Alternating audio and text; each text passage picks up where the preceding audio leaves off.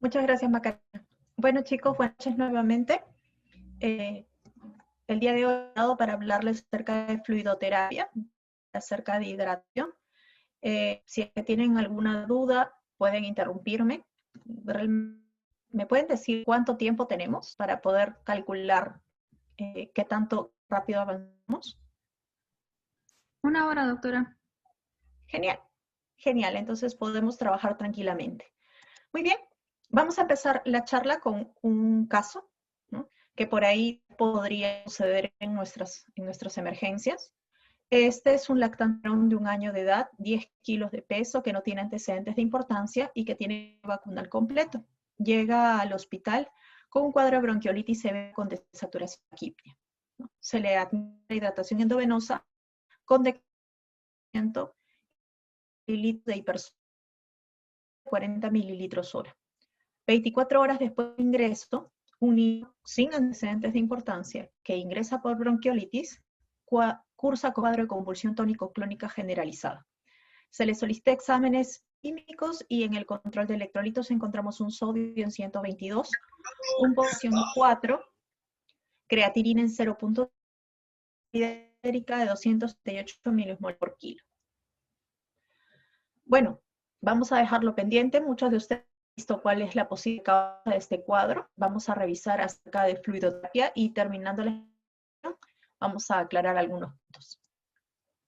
Estos son conceptos generales. Por ahí, si es que algunos han sido alumnos de San Marcos, esta parte de conceptos generales se los enseño yo en la clase de hidratación.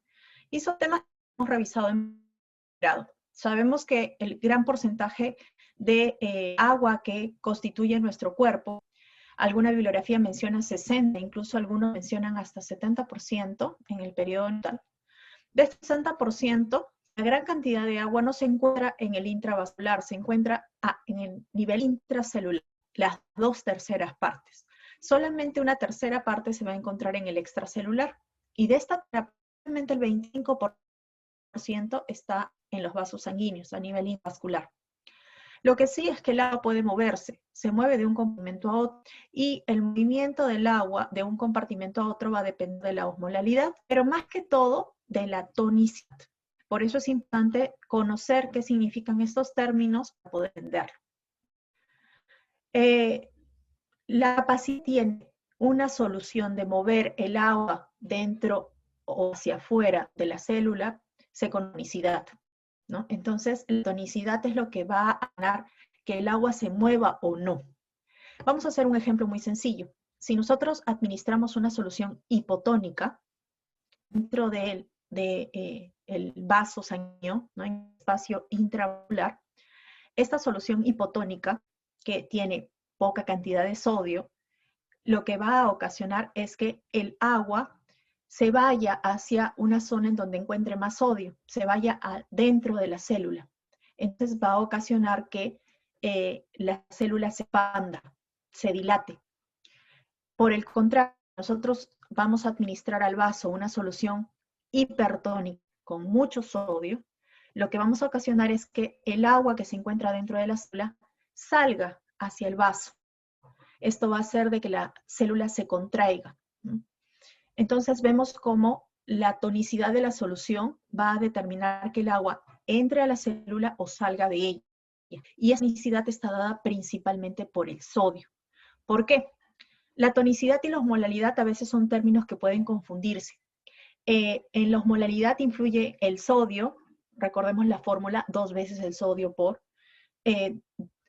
más la glucosa, pero la glucosa, una vez que ingresa en el intravascular, es consumida, entonces no va a tener mayor importancia en el movimiento del agua. Y la urea, pero la urea puede moverse de un compartimento a otro sin jalar agua, entonces no va a tener importancia con respecto a la tonicidad. Entonces, si bien la osmolalidad y la tonicidad a veces son términos que se confunden, en la osmolalidad va a influir el sodio, la glucosa y la urea, mientras que en la tonicidad solamente es el sodio el que va a tener el papel predominante. Entonces, recordemos, si tenemos una solución hipotónica o con poco sodio, lo que vamos a ocasionar es de que el agua se vaya dentro de la célula.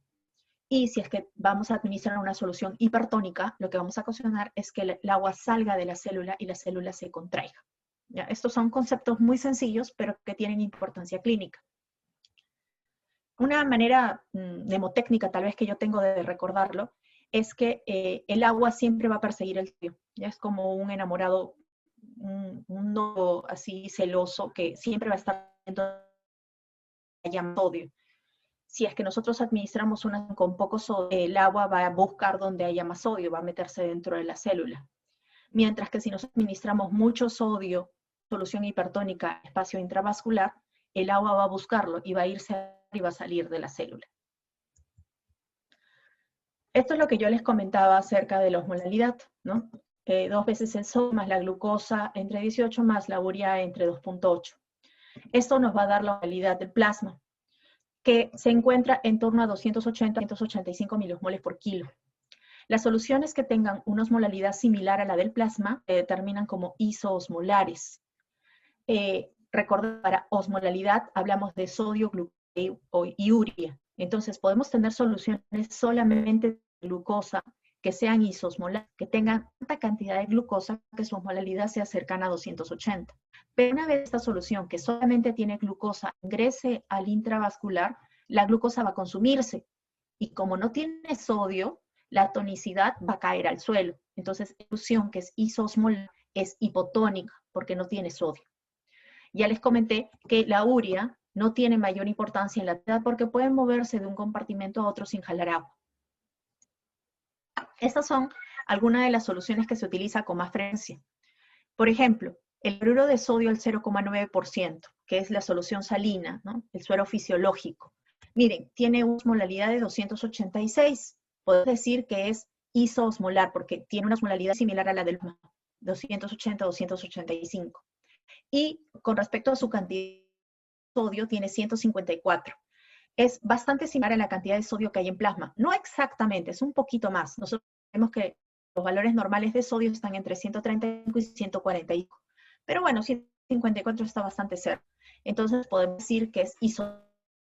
Utilizamos como punto de corte los valores de sodio para hablar de tonicidad y en su valor máximo los valores de cloruro de sodio al 0,9%. La clásica que nosotros utilizamos en emergencia, la dextrosa al 5% con 2 ampollas de sodio.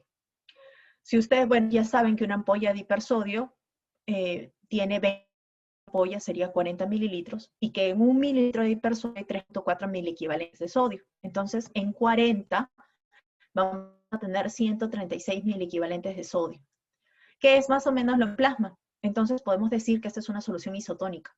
Pero miren, si vemos la osmolalidad, tiene 544 de osmolalidad, es hiperosmolar, pero isotónica. Y cuando ustedes acerca de la hidratación, van a hablar de soluciones isotónicas, no les van a hablar de soluciones hiperosmolares. Se hablan de soluciones isotónicas, por eso lo que nos importa realmente es la cantidad de sodio que contiene la... ¿no?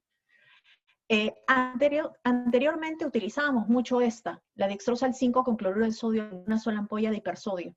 Tiene solamente ese miliequivalente litro de sodio y podemos ver que es una solución hipotónica. Incluso antes, y digo un poco antes de que incluso yo sea residente, yo he hecho residencia del 2011 al 2014, antes utilizábamos soluciones al tercio. En vez de 20 se le ponía 15 mililitros o 12 mililitros de hipersodio en la dextrosa al 5. ¿No? Eran soluciones francamente hipotónicas. Más o menos como lo que nos relatan en el ejemplo del inicio de la charla, ¿no? Una solución con 12 mililitros de hipersodio. El lactato de Ringer es ligeramente hipotónico, ¿no? Algunos lo catalogan como isotónico, de 135 a 145, bueno, 130 está bastante cercano. Y su osmolalidad es un poquito por debajo de la osmolalidad del plasma, ¿no? Sería ligeramente hiposmolar, pero aunque algunos lo consideran como isosmolar.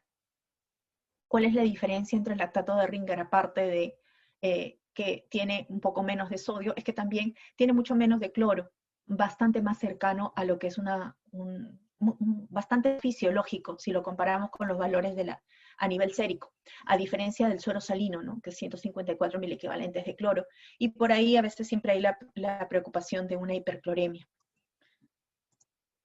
Muy bien, Entonces ya conocemos los términos de tonicidad, de osmolalidad, ya entendemos a qué nos referimos cuando una solución es isotónica, es hipotónica, por qué una solución puede ser hiperosmolar y ser isotónica, porque son dos términos diferentes.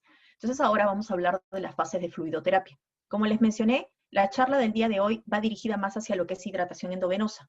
Hay un pequeño acápite en el que voy a hablarles un poquito de rehidratación por vía oral, pero casi todo vamos a hablar de endovenoso. Las fases de la fluidoterapia tienen que ver con el momento en el cual nosotros estamos hidratando al paciente. Hay 4 fases. La primera es la fase de resucitación. En este caso se ha perdido mucho volumen y hay riesgo de perfusión tisular. En ese caso lo que nosotros tenemos que hacer es restaurar esta perfusión, mitigar el daño al órgano blanco. Para esto tenemos que dar volumen, ¿ya? Esa es la fase de resucitación. Los pacientes que están deshidratados entran inicialmente una fase de resucitación. Lo que tenemos es que evitar que haya daño en el órgano blanco, restaurando el volumen efectivo. Para eso vamos a dar volumen. Luego tenemos una fase de transición en la cual pasamos de administrar bolos o volúmenes altos a ya dirigirnos hacia una fase más de mantenimiento, que sería la tercera fase. Y luego la fase de convalecencia, en la que el paciente ya está saliendo y en donde casi todos los aportes van a ser por vía oral. Vamos a hablar el día de hoy acerca de 2 fases, la fase de resucitación y la fase de mantenimiento, ¿no? Con respecto a la fase de resucitación, vamos a empezar o conversar acerca del plan C que nos establece la OMS. La OMS nos dice que si tenemos pacientes con 2 o más signos de deshidratación asociados a trastorno del sensorio, estamos ante un deshidratado severo, ¿no? Aquellos que tienen un delta de peso mayor al 9%, ¿no? Son niños que tienen historia de pérdidas abundantes. La causa más frecuente en pediatría son las gastroenteritis, pero no son la única, ¿no? Este paciente con signos de deshidratación severa puede o no tener signos de shock. Entonces la OMS hace 2 acápites, una deshidratación severa con signos de shock y una deshidratación severa. También divide a los niños si es que son mayores o menores de 1 año. No, el volumen va a ser el mismo, lo que va a cambiar es la velocidad de infusión. Vemos que si tenemos un paciente con deshidratación severa con shock, todos sabemos que si es que tiene shock por deshidratación, este es un shock hipovolémico y el manejo va a ser con volumen. Entonces, ¿qué vamos a darle? Vamos a darle bolos. ¿De qué? De solución salina isotónica, cloruro de sodio al 0,9% o de lactato de Ringer. La verdad, en nuestra realidad casi nunca vamos a tener lactato de Ringer, así que vamos a utilizar el cloruro, ¿no? ¿Cuánto le vamos a dar? 20 mililitros por kilo, tan rápido como sea posible, y se puede repetir hasta 3 veces. Eso es lo que menciona la guía de manejo, ¿no?, de la OMS. Infundir solución salina isotónica o lactato de Ringer 20 mililitros por kilo tan rápido como sea posible y se puede repetir hasta 3 veces. Luego de haber sacado al paciente del shock, ¿no?, vamos a pasar a infundirle 70 mililitros por kilo de salino isotónico o de lactato de Ringer. Si es menor de 1 año, lo vamos a administrar en 5 horas. Y si es mayor de 1 año, en 2.5 horas, ¿no? Si vemos, el volumen es el mismo, pero lo que cambia es la velocidad de infusión. ¿Qué pasa si es que el paciente es deshidratado severo, pero no tiene signos de shock? Entonces, en ese caso, vamos a administrar primero 30 mililitros por kilo en la primera hora, si es que el niño es menor de 1 año, o 30 mililitros por kilo en 30 minutos, si es que es mayor de 1 año, y luego 70 mililitros por kilo en 5 horas en los menores de 1 año, y en 2.5 horas si es que es mayor de 1 año. Si nos damos cuenta, vamos a infundir 100 mililitros por kilo en 3 horas, si es que el niño es mayor de 1 año, o 6 horas si es que es menor de 1 año, ¿no? Entonces, en el deshidratado severo, el volumen final sería 100 mililitros por kilo en 3 a 6 horas, dependiendo de la edad del paciente. Si es que tiene signos de shock, primero lo boleamos 1, 2, hasta máximo 3 veces, y luego le vamos a administrar 70 mililitros por kilo en 5 horas o en 2 horas y media, dependiendo de la edad. Si nos percatamos, es una rehidratación bastante agresiva, ¿no? Eso es lo que sugiere la OMS, una hidratación agresiva y corta. Ahora, eso es lo que hemos estudiado y es lo que probablemente practiquemos en la emergencia. Y es lo que mi generación, intentó proponer e incentivar a que se utilice, porque antes se utilizaba mucho la rehidratación en 16, en 24 horas, ¿no?, con mayor tasa de hospitalización. la OMS ahora lo que menciona es lo que les estoy diciendo. Sin embargo, el conocimiento es cambiante, ¿no? Lo que yo les estoy diciendo ahora puede que acá 2, 3 años ya no sea cierto, ¿no? Entonces, es importante conocer qué cosas se está viendo, qué cosas se está avanzando. Miren, a pesar de que la OMS es una de las instituciones de mayor nivel, recomendaciones de manejo en el área de lo que es medicina, ¿no? Este plan C nunca ha sido evaluado formalmente en un ensayo clínico. Y hubo un estudio, el estudio FEST, que evaluó niños africanos con enfermedad febril, en donde ocurrió un hecho muy interesante y que ocasionó mucha preocupación a nivel internacional. Se encontró que el grupo de los niños africanos con enfermedad febril, a los que se les administraba bolos de rescate, morían más que aquellos a los que no se les había administrado bolos.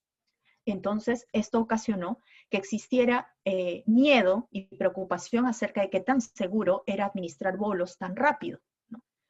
En base a esto se han hecho múltiples análisis acerca de los datos que nos da este estudio FEST. Incluso hay uno publicado el año pasado en donde hacen un nuevo análisis acerca de los datos y lo compara con otros ensayos clínicos, en donde concluyen de que el dar volúmenes tan altos en bolo puede ocasionar alteraciones a nivel respiratorio, a nivel circulatorio, ¿no? Incluso a nivel de equilibrio ácido-base, lo que podría ser la causa del incremento de mortalidad, ¿no?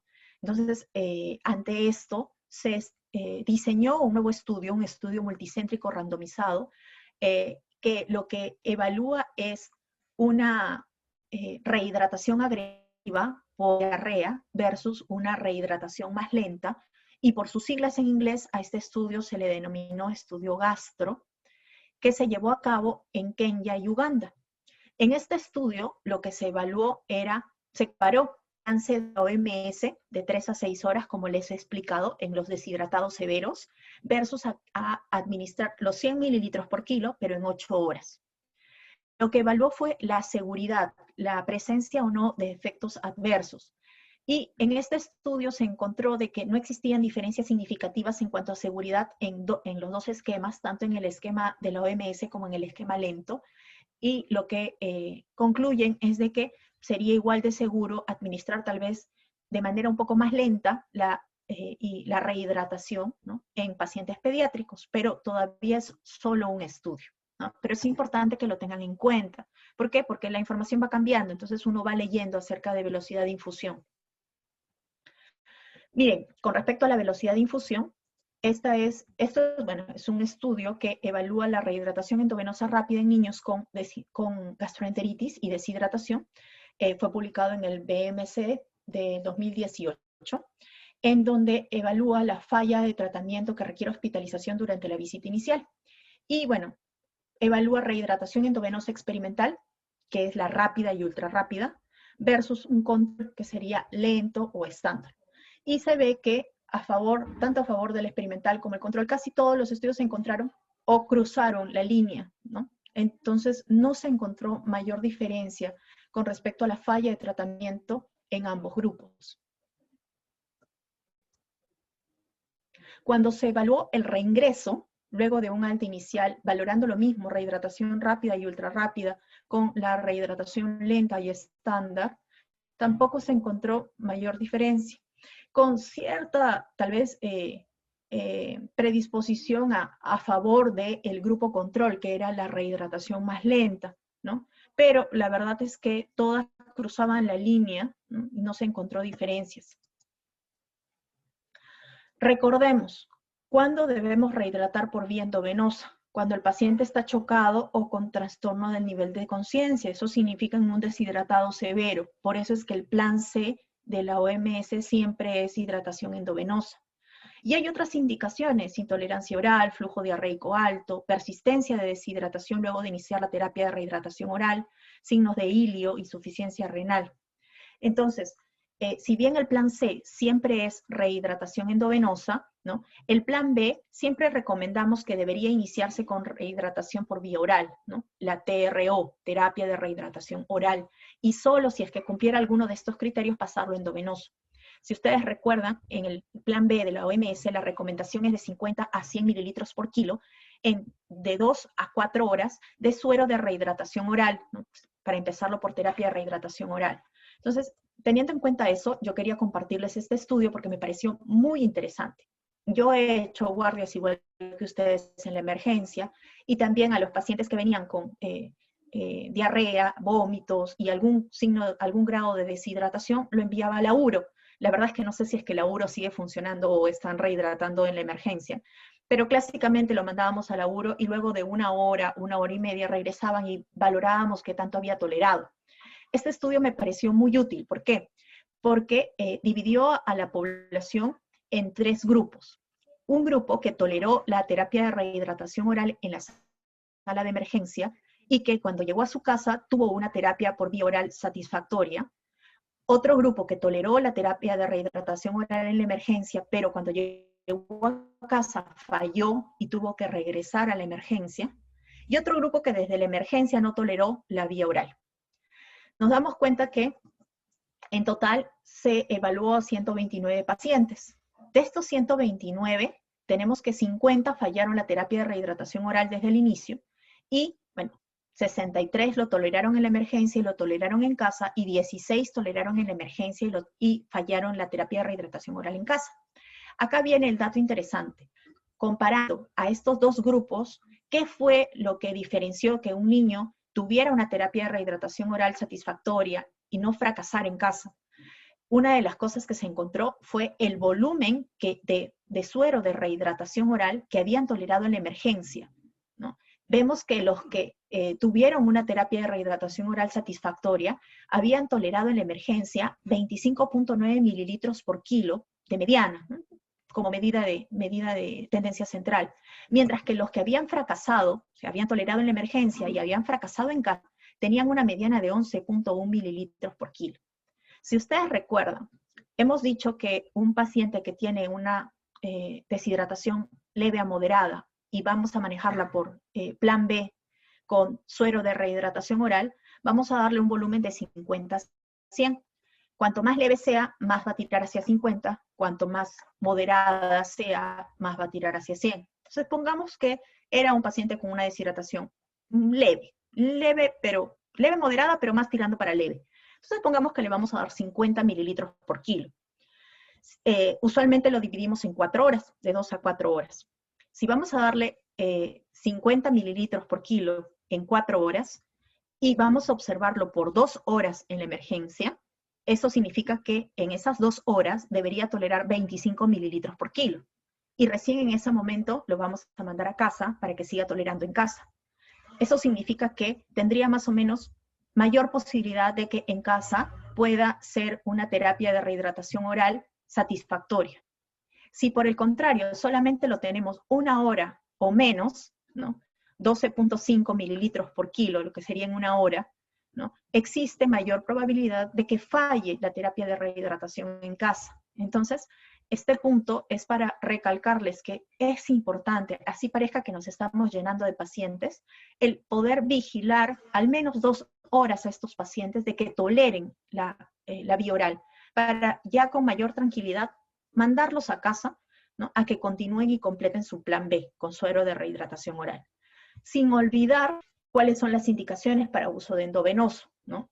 Es que este paciente tiene un flujo de diarrea muy alto, rebasa el pañal en múltiples oportunidades, o tiene ilio, el abdomen está distendido, hay ausencia de ruidos, o hay algún otro criterio, portador de ileostomía con volumen altos, entonces, bueno, caballero, vamos a tener que ponerle una vía.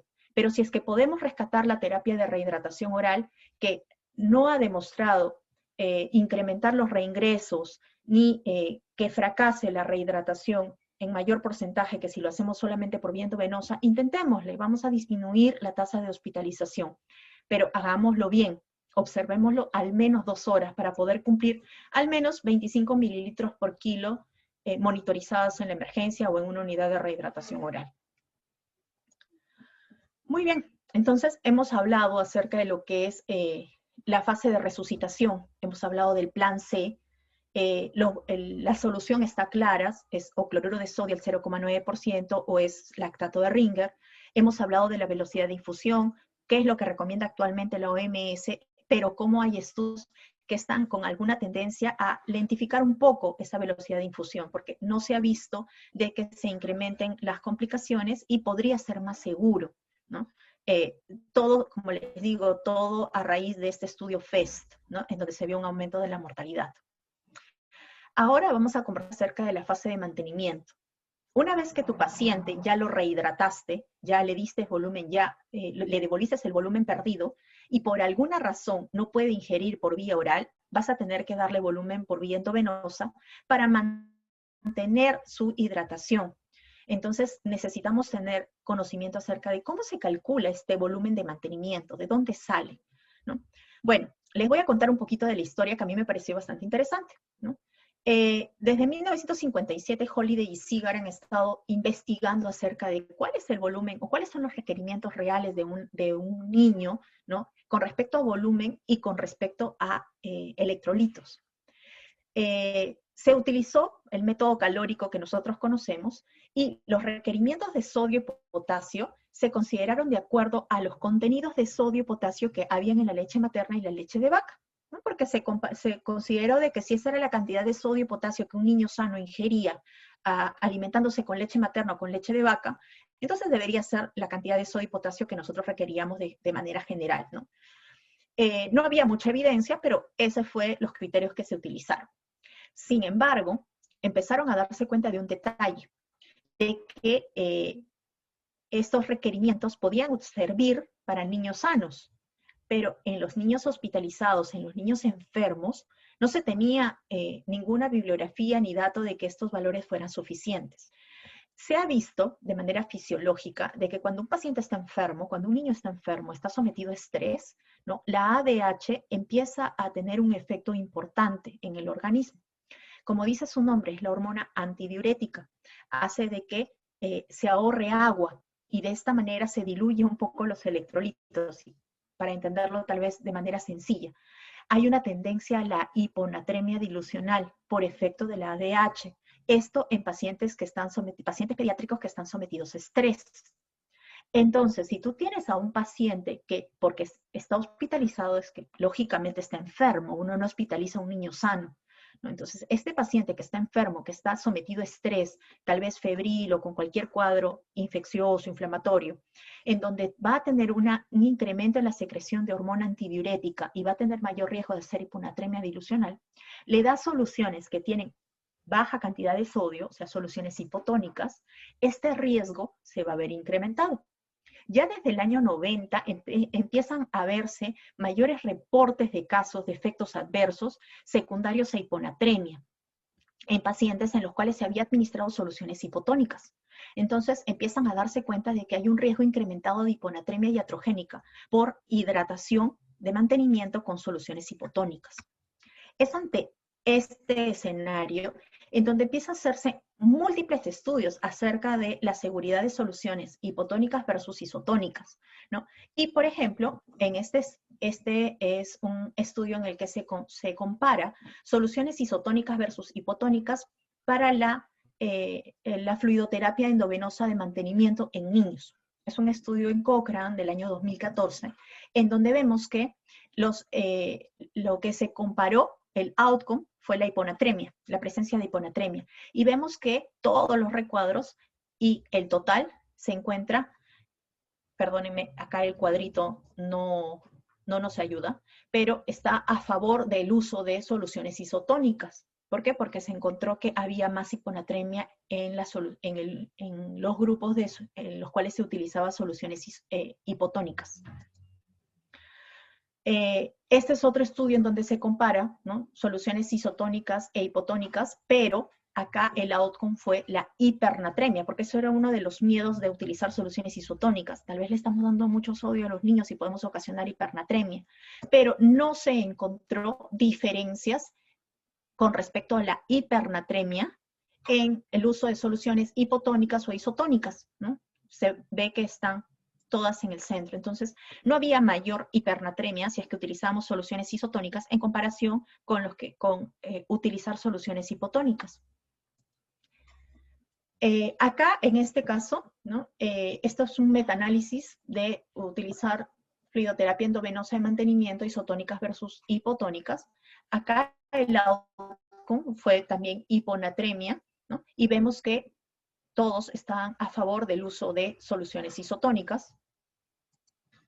Y cuando el outcome era hiponatremia severa, ¿no? Los valores incluso eran mucho más, más llamativos a favor del uso de soluciones isotónicas. Cuando el outcome era concentración sérica de sodio, ¿no? Veíamos que los valores eran más bajos cuando se utilizaban soluciones hipotónicas. La conclusión de este metaanálisis era de que los fluidos isotónicos eran más seguros que los hipotónicos en niños hospitalizados que requerían fluidoterapia de mantenimiento, teniendo en cuenta que el outcome había sido los niveles de sodio, ¿no? Ya sea en disminución del riesgo de hiponatremia, no aumento del riesgo de hipernatremia y en valores séricos de sodio más estables. Este estudio me pareció interesante por las características de las soluciones utilizadas. Miren, acá se comparó los cambios en el sodio sérico luego de uso de soluciones salinas endovenosas hipotónicas, salino al 0,3, salino al 0,45. Esto sería un salino al tercio normal, un salino al medio normal, y las soluciones isotónicas, ¿no? Al 1 normal, en niños hospitalizados. En este caso se incluyó niños desde 3 meses a 15 años que recibieron alguno de los 3 fluidos de mantenimiento y se evaluó el nivel sérico a las 8 horas. También se consideró si es que había incidencia de hiponatremia, ¿no? Algunos efectos adversos y estancia hospitalaria. Fueron 151 niños que se distribuyeron en los 3 grupos. Los tres grupos tenían características basales similares y se vio de que a las 8 horas la media de sodio sérico fue menor en los grupos de soluciones hipotónicas. No hubo diferencias significativas en otros efectos adversos ni en estancia hospitalaria. Solamente se encontró que en las soluciones al tercio y al medio los niveles séricos de sodio a las 8 horas eran significativamente menores que aquellos a los que se le había administrado soluciones isotónicas. Entonces, la conclusión era de que se incrementaba la incidencia de hiponatremia, ¿no? Siendo las soluciones isotónicas una alternativa más segura, ya que no se habían encontrado tampoco otros efectos adversos. Este es otro estudio de hiponatremia adquirida en el hospital en niños en los cuales se le había administrado soluciones hipotónicas. El objetivo fue determinar si el uso de soluciones endovenosas hipotónicas comparadas con soluciones isotónicas estaban asociados al riesgo de hiponatremia adquirida en el hospital en niños hospitalizados por cualquier causa. La administración de soluciones hipotónicas fue asociada a un incremento de 4 veces el riesgo de desarrollar hiponatremia adquirida en el hospital en un análisis univariado, ¿no? Entonces, nuevamente, ¿no? Es otro estudio del año 2018 en el cual vemos de que administrar soluciones hipotónicas tiene mayor riesgo de desarrollar hiponatremia.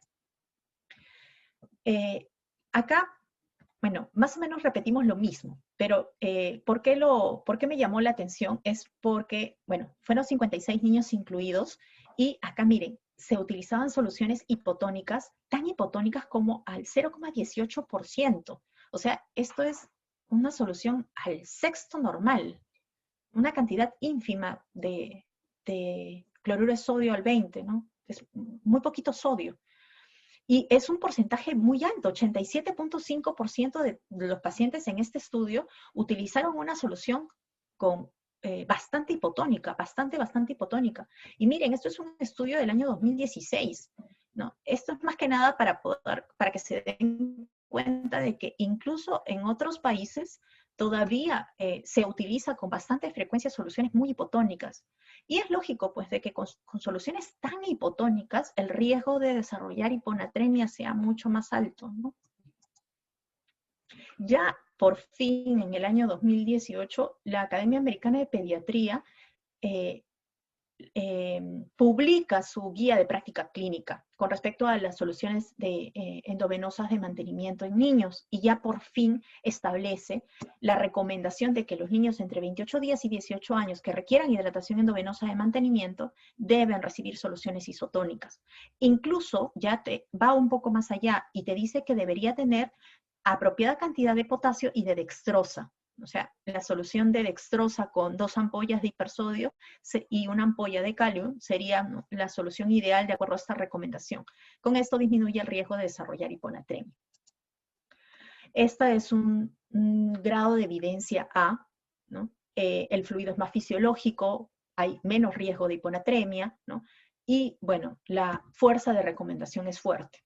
Sin embargo, tiene ciertas exclusiones, ¿no? Pacientes con desórdenes neuroquirúrgicos, recordemos que los pacientes neuroquirúrgicos pueden tener variaciones en los valores de sodio, desde una hiponatremia hasta una hipernatremia. En ellos va a depender de sus niveles séricos de sodio para poder manejarlos con una solución adecuada. Pacientes con diabetes insípida, grandes quemados, enfermedades hepáticas, cáncer, disfunción renal, en enfermedad cardíaca, en ellos se va a necesitar, no es de que no se utilice, sino que va a necesitar un manejo más individualizado, dependiendo de la causa.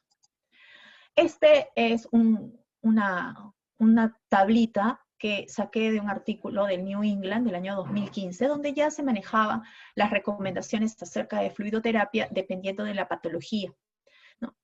Si bien las exclusiones que menciona el Pediatrics, acá los mencionan y recomiendan soluciones isotónicas también. Por ejemplo, en enfermedades del sistema nervioso central no neuroquirúrgicas, meningitis, encefalitis, algunos tumores, la dextrosa al % en una solución isotónica y un volumen por método de Holiday-Segar, que es el método calórico que nosotros conocemos. En el exceso de ADH, por ejemplo, enfermedades pulmonares, neumonía, asma, bronquiolitis, exceso de ADH en eubolemia. Esto se refiere a enfermedades respiratorias en donde hay una secreción inadecuada de hormona antidiurética, como ya les mencioné, producto del estrés, de la fiebre. En ellos también sugiere soluciones con dextrosa isotónicas. En estados edematosos sí recomienda, si bien utilizar soluciones isotónicas, ¿no? Restringir volumen entre un 40 a un 60% del método calórico, ¿no? Acá describen el ICC, síndrome nefrótico, la cirrosis. Y bueno, en estados oliguanúricos, una restricción que prácticamente solamente se basa en reponer pérdidas, ¿no? Con soluciones isotónicas, pero solamente el 25% de Holiday-Segar, ¿no? Glomerulonefritis aguda, necrosis tubular aguda, enfermedad renal en estadio final. Pero vemos cómo, incluso ya desde el 2015 en New England, habla ya de soluciones isotónicas, ¿no? Entonces ya es un tema antiguo que desgraciadamente ha demorado todavía en calar en nuestra realidad, pero que ya ahora es casi pan de todos los días, porque la verdad ya es muy raro que llegue a hospitalización una historia clínica con una hidratación al medio normal. Casi todos ya son soluciones isotónicas. Pero esto nos ayuda a entender un poco cuál fue la historia detrás, qué es lo que pasó para que esto se diera, porque no fue tan sencillo. Muy bien, entonces ya con el caso que revisamos al inicio, nos damos cuenta que es un paciente con una enfermedad pulmonar que probablemente haya estado con una secreción inadecuada de hormona antidiurética por el entorno de la enfermedad pulmonar y que de por sí, aparte de eso, o sea, de por sí tenía una tendencia a la hiponatremia y aparte de eso le hemos dado una solución hipotónica, lo cual ha ocasionado una encefalopatía hiponatrémica, ¿no? Que ha conllevado a que el niño convulsione, ¿no? Los valores de sodio ya nos hablan de que esa es la causa de la convulsión, pero el por qué, ¿no? Ya vemos el entorno de un paciente con bronquiolitis, cuadro respiratorio, con riesgo incrementado de hacer secreción inadecuada de hormona antidiurética, más la administración de soluciones hipotónicas. Muy bien, creo que hemos avanzado en un buen tiempo y tenemos todavía unos 10 minutos como para poder responder preguntas. No sé si es que tienen algún comentario, preguntas, dudas. Ahora es el momento, chicos.